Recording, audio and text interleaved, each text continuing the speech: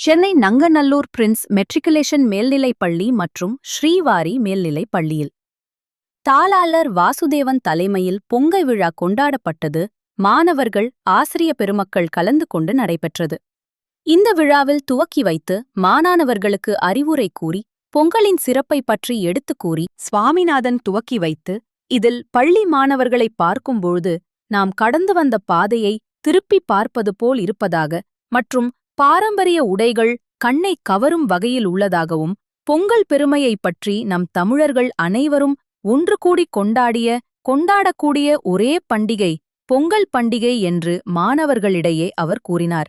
அதனைத் தொடர்ந்து பள்ளி தாளாளர் வாசுதேவன் பள்ளி மாணவர்களை தன் பிள்ளைகளைப் போல வழிநடத்தி நல்ல படிப்பையும் தந்து ஆளாக்குவது அவருடைய நோக்கம் என்று அவர் கூறினார். இந்த பொங்கல் விழாவை வெகு சிறப்பாக இந்த நிகழ்ச்சியில் பள்ளி தலைமை ஆசிரியர்கள், ஆசிரியர் பெருமக்கள் கலந்து கொண்ட இந்த பொங்கல் விழாவை வெகு சிறப்பாக கொண்டாடினார்கள்.